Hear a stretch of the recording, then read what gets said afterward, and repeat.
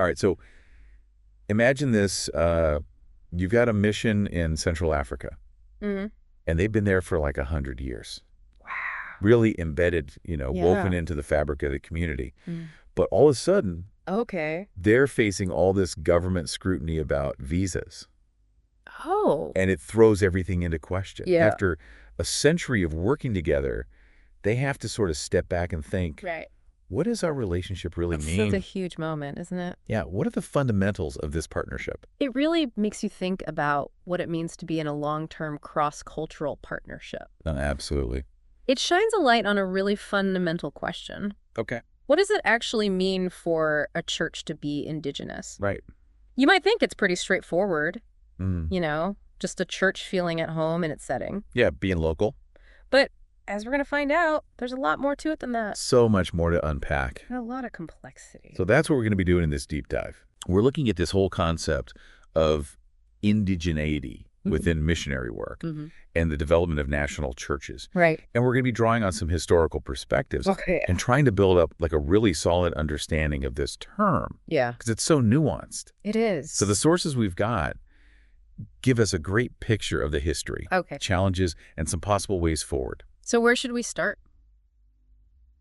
Well, I think it makes sense to begin with the word itself. Okay. Like, what does indigeneity even mean? Yeah, what comes to mind when you hear that word? Well, it makes me think about something being native, Mm. like belonging to a particular place. Right, and I often think about like a plant Okay. that's thriving in its specific soil and climate. Right, like it's perfectly adapted Exactly. to its environment. Yeah, so how does that apply to churches then? Right. How do you take this idea of being native and apply it to a church? Well, the parallel is that when a church is planted in a new cultural context, it should develop in a way that's authentic to that culture. So it should grow and express its faith in ways that resonate with the local people. Yeah, just like that plant flourishing in its own environment.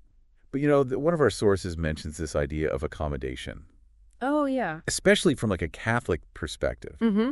How is accommodation different from indigeneity? That's a really good question, and it's an important distinction to make Yeah. because accommodation, as it's often been understood in the Catholic tradition, Right. is more about adapting the local culture to fit a pre-existing model of the church. So it's kind of like fitting the new culture into an existing structure. Yeah, it's more about adjusting the outward cultural practices to align with an established church tradition. But with indigeneity, it's like the church's form itself Exactly. is growing organically from within the culture. Yeah, it's about letting the church's expression naturally emerge from the local context. So it's not about imposing something from the outside. Right. It's about letting something grow from within. Precisely. And here's a fascinating thing What's that? that our sources point out. Okay. Historically, it was often missionaries themselves Mm-hmm. who were controlling this process of indigenization. Oh, wow. So the people who are trying to cultivate something native Yeah, are the ones setting the boundaries? exactly. It's like this paradox, It is a paradox, isn't it? where outsiders are defining what it means to be an insider.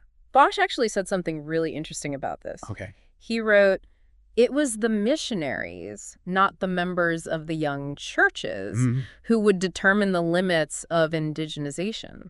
That's so powerful. Yeah, think about that. It's like someone telling you how to be yourself. Exactly.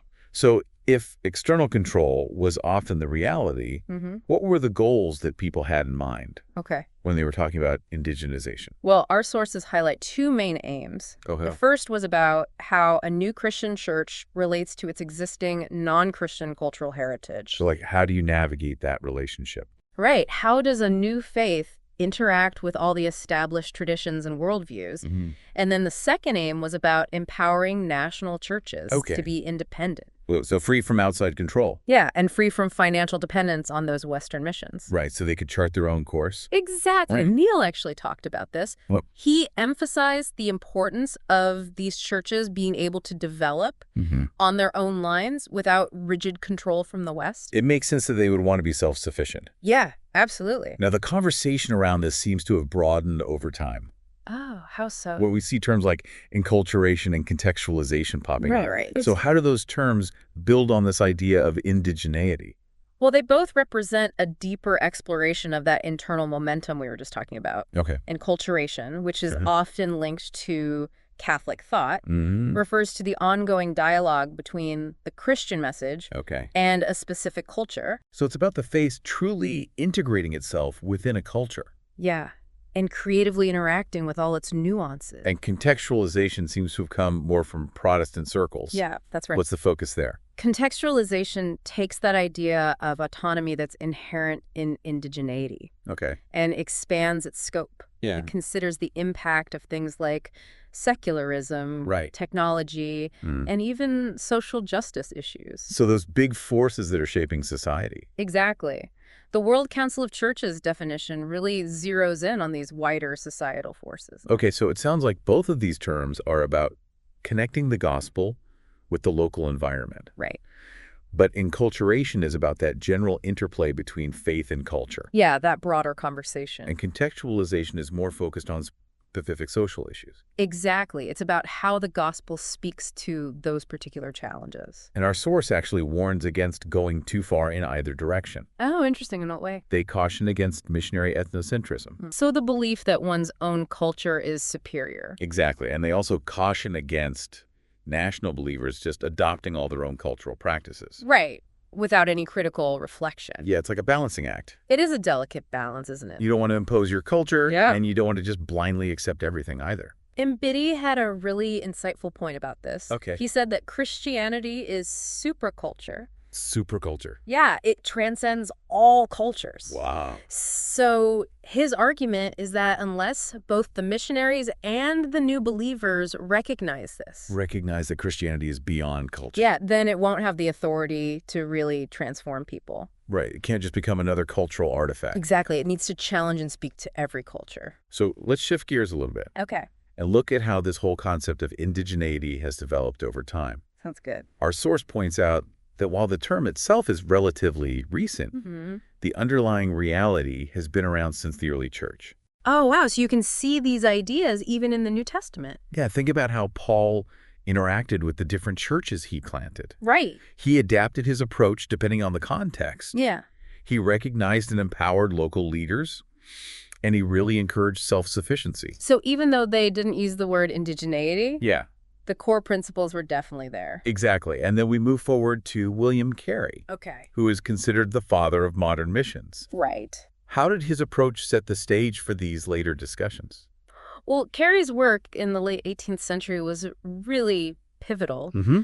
but the early missionaries often brought with them these westernized models of the church. So like structures of governance and even financial practices. Exactly, and Byerhouse pointed out that this often led to the very thing they were trying to avoid, Which is... dependence. Right. So these new churches ended up being dependent on the Western missions. Yeah, both spiritually and materially. So the seeds of this problem were sown pretty early on. Yeah, unintentionally, but still there. And this is where the three-self formula comes in, right? Oh, yes. Tell me about that. So you've got Rufus Anderson and Henry Venn, Hmm? these key thinkers in the 19th century Okay. who were concerned about the growth of churches in other cultures. Mm-hmm. And they came up with this idea Okay. that churches should be self-supporting, Okay. self-propagating, and self-governing. The three selves. Exactly. And it's important to remember Yeah. that they saw these as guiding principles, not rigid rules. Okay. They were aspirational goals. Right. And Anderson even used the phrase indigenous to the soil back in 1841 Wow. when he was talking about the gospel taking root. It's a really clear articulation of the concept. And Venn in 1855 really hammered home those three selves. Yeah, they were really laying the groundwork for a new way of thinking about missions. And then we have John L. Nivius in China, Okay. who took these ideas and developed a really practical approach. Interesting. So the Nivius plan. What was his method like? So Nivius was working in China in the late 19th century, Mm-hmm. and he was critical of the common practice of subsidizing local workers. So missionaries would pay local people to be evangelists and church workers. Yeah, and he saw that as creating a dependency from the start. Makes sense. So he championed this new system Okay. that emphasized self-reliance and financial independence. Right, from the beginning. Exactly. Uh, He argued that Christianity thrives when it confronts its environment. Interesting. He said it shouldn't be like a feeble exotic plant that needs to be constantly nursed and sheltered. He wanted it to be strong and resilient. Exactly. Did this Nevius plan catch on? It wasn't universally adopted in China, Okay. but it had a huge impact in Korea. Oh, wow. And many people attribute the growth of Christianity in Korea Mm-hmm. to the Nevius plan. So fostering that sense of ownership really made a It difference. seems like it did.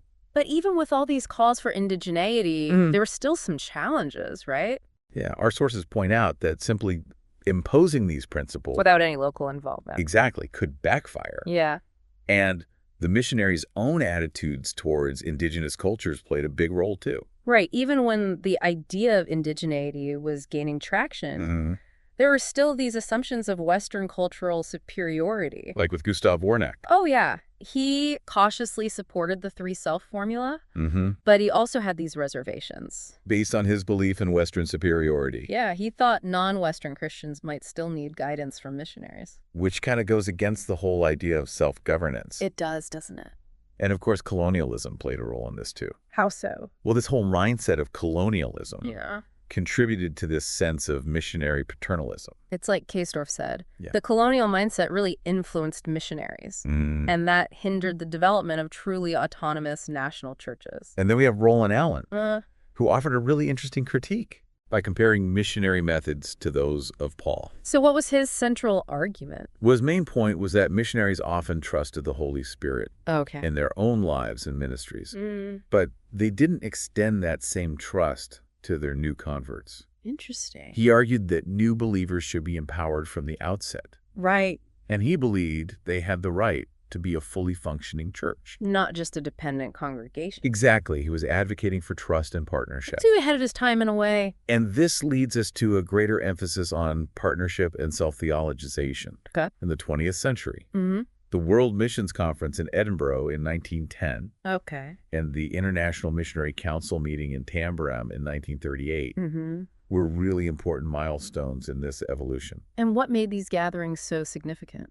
Well, there was a growing awareness of past mistakes, Okay. and there was more representation from churches in Asia, Africa, and Latin America. So those younger churches had a voice at the table. Yeah, the Tambaram meeting in particular Mm-hmm. had over half its participants from these regions. Wow. And they really focused on what it meant to be an indigenous church. Okay. They emphasized that the church needs to use forms of thought and action that are natural to its own environment. So it's not just copying what's been done elsewhere. Right, but it still needs to be rooted in obedience to Christ.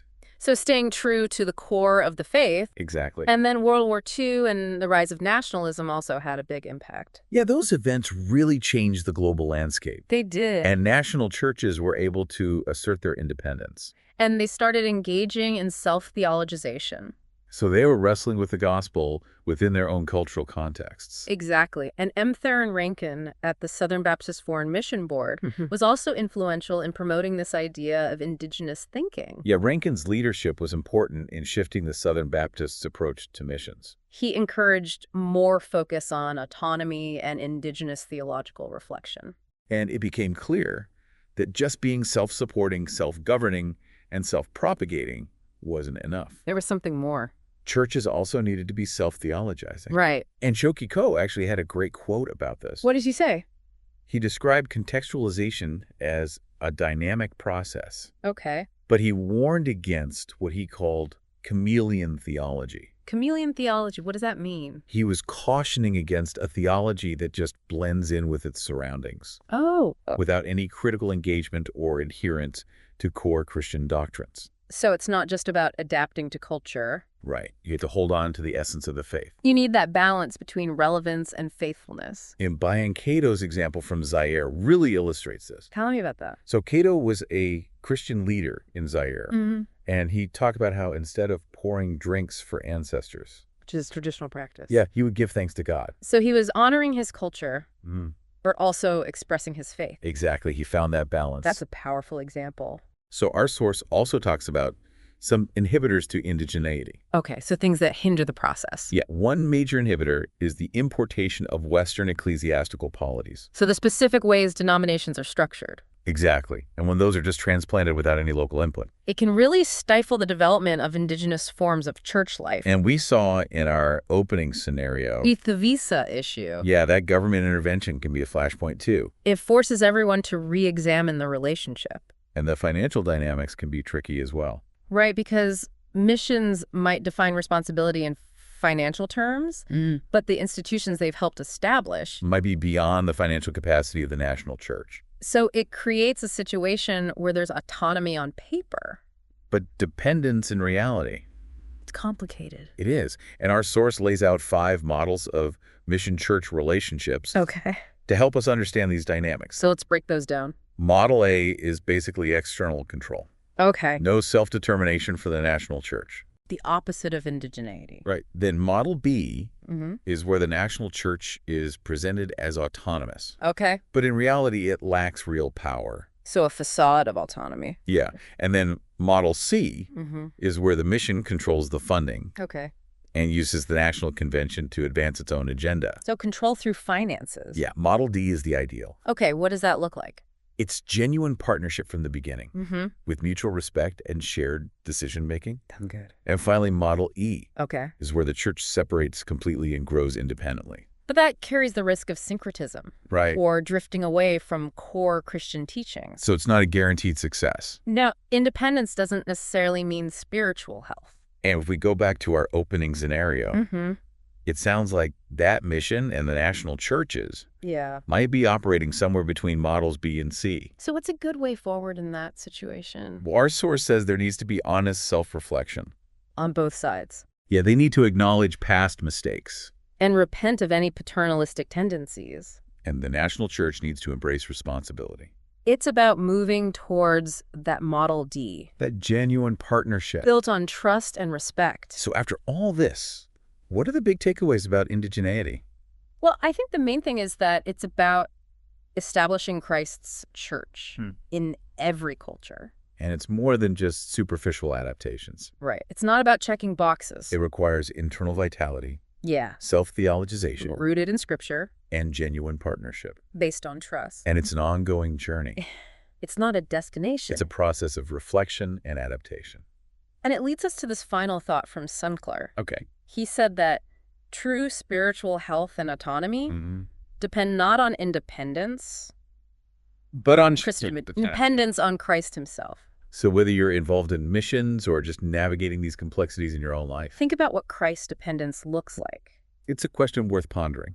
Absolutely. That's all for this deep dive. Thanks for listening. Thanks for having me.